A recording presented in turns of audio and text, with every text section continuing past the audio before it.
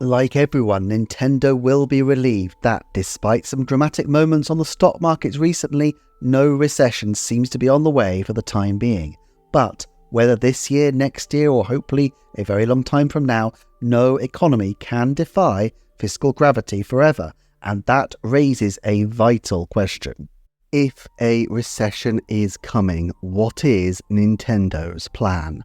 Already we've seen that because Nintendo did not rush the Switch successor to market, they avoided being mid-production of their new console during a major strengthening of the yen, and as I covered in my last video, that delay could have saved them a huge amount of money and aggravation.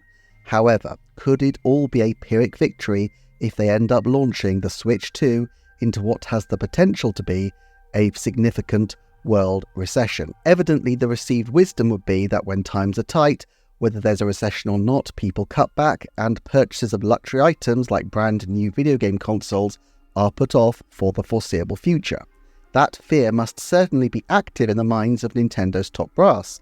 Of course, recessions happen, and if you're a company that manufactures video games consoles, by definition you're going to be releasing those at all stages of the market. What should Nintendo do to manage these risks?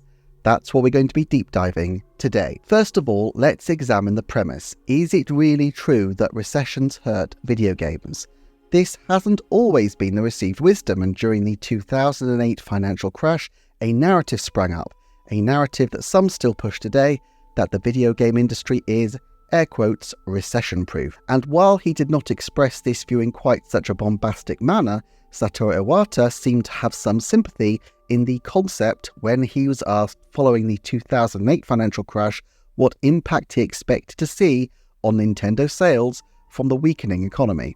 He stated then to investors, "Looking back in history, it has been about 25 years since the current form of the US video game business was established, during which economic conditions were good and bad. Based on our experiences, our business has not been largely affected by the ups and downs of economic climates. For example, people may say, because the economy is bad, I should refrain from big purchases for now.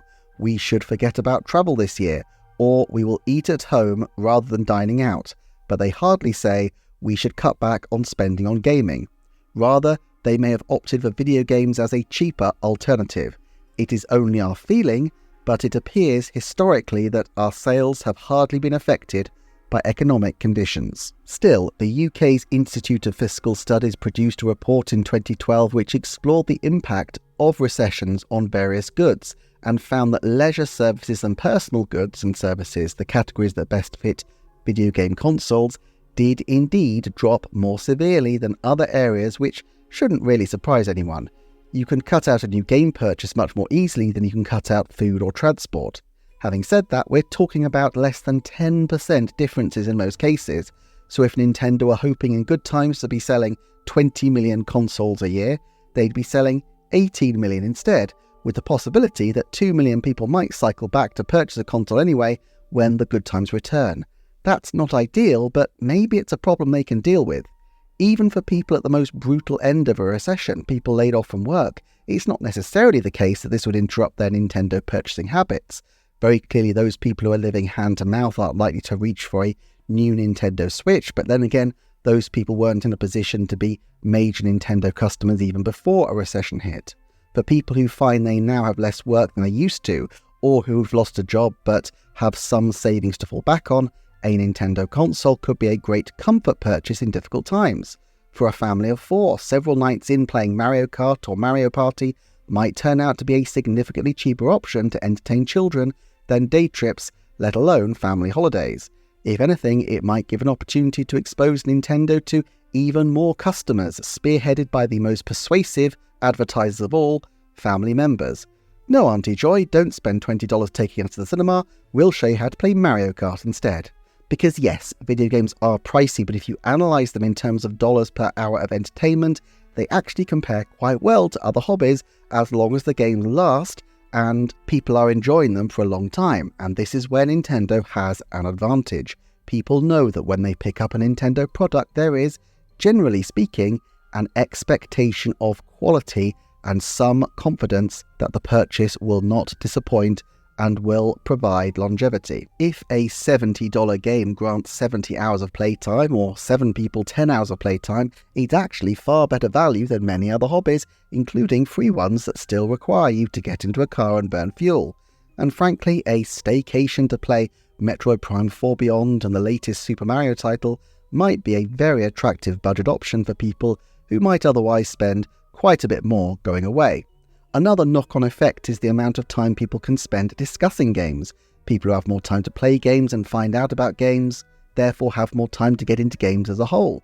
This seems to be a major driver behind the absolute explosion in the success of the Switch during the early days of the pandemic, where people were not just buying Animal Crossing New Horizons, but talking about it online and on social media. And while that was a complete black swan event and has elements we obviously wouldn't expect to see repeated in a normal market downturn, anything that helps Nintendo get into the cultural discussion is potentially helpful to them. There is also a timing issue. Early in the life of a console, demand will inevitably be very high, and especially, dare I say, with a Nintendo console, which has both a broad and yet highly dedicated fan base. Economic downturns don't hit everybody equally, and there will still be plenty of people with secure jobs and disposable income desperate to buy the new system early on. Now, this doesn't always work out.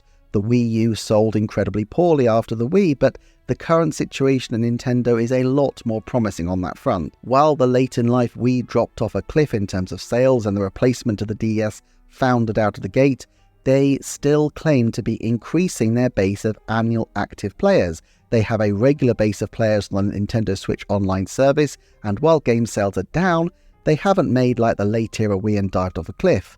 As I showed in this chart the other day, demonstrating the changes in sales posted after the first quarter of the last few financial years, the big spikes were due to the pandemic in 2020 and the dual release of the Super Mario Bros. Movie and Zelda Tears of the Kingdom in 2023. But the underlying sales trend, at least for the first quarters of each financial year since the pandemic, have been broadly consistent. Attrition in an older console is to be expected, but there's no sign that the underlying demand for a new Nintendo raft of content has died down. As long as demand remains as high or higher than Nintendo can put out new consoles early on, it's unlikely that any recession would worry them too deeply, at least to start with. The question is then, how long would a downturn last, and what would the consequences be if it continued? The traditional definition of a recession is 2 quarters of negative growth. On paper, at least, you would expect things to be at least on an upward trajectory by the time we get to 2026, but of course it doesn't really work like that. As soon as a country's GDP pings into the positive, people don't suddenly hear the klaxons wail and rush to queue up to buy a new Nintendo console. People's perception of a downturn is in many ways as toxic as the downturn itself. However, with all sorts of cost of living pressures, people's perception of the economy across the world has been poor for a long time, probably for most of the years since 2008. So in this sense, it's a retail environment that Nintendo are quite familiar with and are well equipped to handle. Either way, their hope must be that the next console will still be selling 10 years from now, even if only a small trickle while a successor takes center stage. Across a long period, all the stages of the market average out. The real pinch point, therefore, will be 2026 to 2027, when the early adopters have all had their consoles and when Nintendo needs to tout its business to more casual and more cautious consumers. But that time window is very much when you would expect them to come up with a successor to the Switch Lite, a cheaper alternative to the headline system. That decision and discussions around pricing will be hugely consequential for them, but it need not affect the main system. If anything, it makes it even more important that they price the main system cautiously at launch. Pricing is always a tricky business. The 3DS was priced too highly and it scared people off making a jump. Clearly that was a mistake, but pricing too low also has significant risks. For one thing, the price of production is more erratic than it has been for much of Nintendo's lifespan developing video games. They moved production out of China in 2019, but they still source precious metals from around the world, and they are still reliant on semiconductors. They can't be sure that their costs will be fixed, and although it's generally the case that consoles become cheaper to produce over time, that is by no means certain. This is partly because they're ramping up the scale of production, which means that so-called economies of scale kick in, savings from bulk buying, say. It's also partly because methods of production become more efficient as people see a way of optimizing production. And to a significant degree, it's because parts and components that are older can become cheaper. But when there is a scarcity of resources, these changes cannot be taken for granted. It is not carved in stone on the top of a mountain that the next console will be cheaper to produce in 2030 than it is in 2025, and while Nintendo would hope for that to be the case, they will need to plan as though it isn't. Plus, many of the measures that governments tend to lean into to stimulate the economy are inflationary, and inflation, once uncorked, can be very difficult to get under control again. The original Switch launched at $299, but if they launch their next console at $399, it will be roughly the same value in 2025 as $299 was in 2017 because of the effect of inflation over the period. Now, despite a few quick bursts of inflationary activity in some countries, for most of the Western world, and looking by historical standards, inflation has not been too rampant over the whole lifespan of the Switch. 2% inflation for 8 years is equivalent to roughly a 17% increase. Going from $300 to $400 is roughly double that. But if 5% inflation settled in for an 8-year period, it would be pretty much triple that. And there have been periods in history and countries around the world which have struggled with sustained high inflation for longer periods as well. With a big multinational like Nintendo, there's a strong chance that many of the countries they'll be trading in will have to grapple with inflation during the lifespan of the next console, and while that's a tragedy for their economies, it also creates huge issues for Nintendo. While price cuts galvanize the market and attract attention, raising the price of consoles in the middle of their lifespan is really tricky and can potentially attract a lot of friction, especially if it's done at a time of economic uncertainty. Shuntaro Furukawa has already mentioned in investor briefings the possibility of increasing the price of the Switch, and although this has always seemed like a very distant possibility at the present time, it's an option that they could never rule out for a future console or a future point in the market cycle. It's easier in this sense to price high at the start and then have elbow room to either cut or just let inflation gradually erode the cost, which in some respects is an elegant way to make the console subtly but slowly and progressively ever more attractive to consumers in the marketplace without ever having to really do too much tinkering. The case in point, of course, being the dear old Nintendo Switch, which has yet to have a single headline price cut. But even if their new console's price elicits a sharp intake of breath and leaves people stepping aside and waiting for another day, Nintendo might still do okay if they have a budget alternative. And they absolutely already do in the form of the indefatigable Nintendo Switch. The Switch Lite model in particular has had 5 years of inflation to the point where in 2019 terms, it costs around $160. By 2025, it will be roughly where the new Nintendo 2DS was when it hit the market at $150 in 2017. This is the kind of pricing window Nintendo likes to have up its sleeve. It's the kind of price where they can attract people in at an entry level, especially very young children or older gamers who might not normally own their own console, and then hopefully convert these people into longer-term customers. At the very least, they can sell them on games from the Switch's absolutely insanely huge catalogue. This might mean tacking towards supporting cross-gen titles a little longer than they would otherwise, but Nintendo are always likely to keep the core Switch ticking along for some time alongside its successor. They supported the Nintendo 3DS with original titles for 2 full years after the Switch released, with Kirby's Extra Epic Yarn releasing on the 8th of March 2019, a few days past the Switch's 2nd anniversary. With the Switch taking up the secondary entry-level console position of the 3DS, it is completely conceivable that we could see the Switch supported until, I don't know, Kirby Planet Robobot Deluxe debuts in 2027, which would actually be a really strong way to bow out now that I think about it. Another consideration when it comes to price is that it doesn't just matter what your price is, but what your competitors' prices are. Nintendo here is in a very good position again because it's clearly the low budget offer for console gaming. Despite its incredible longevity, the PlayStation 4 is a little too aged to really fill that gap, and although the Switch successor is likely to march into the middle-end territory in terms of price if it goes for a $400 launch price, that is still competitive for a brand new system that will play many of the very best games from its competitors.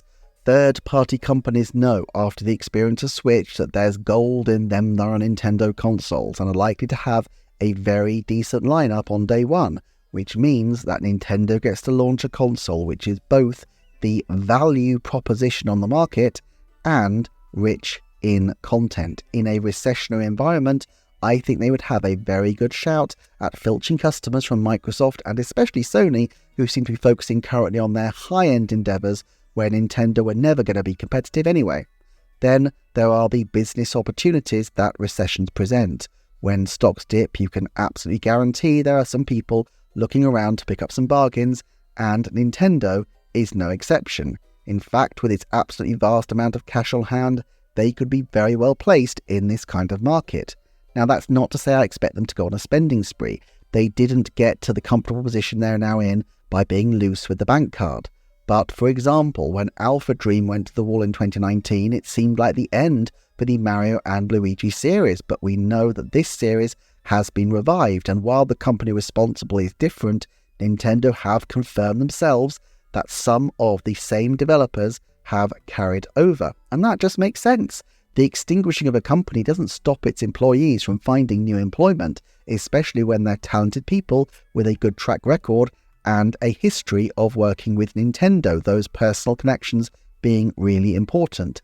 Now, Nintendo doesn't want its partner studios to go to the wall. That is not in their interest, and they've actually been very supportive towards people in the studios they work with. They could easily have gobbled up intelligent systems, and they could have forced their way to get that final 4% of Monolith Soft or bought out HAL, but they know that owning the company, headed notepaper and a few PCs is absolutely useless without the relationships with the people, and so they have generally made moves that support those relationships with their best and brightest.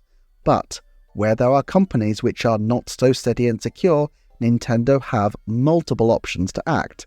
They can hire people directly from those companies. They're still taking on staff at a fast rate after all.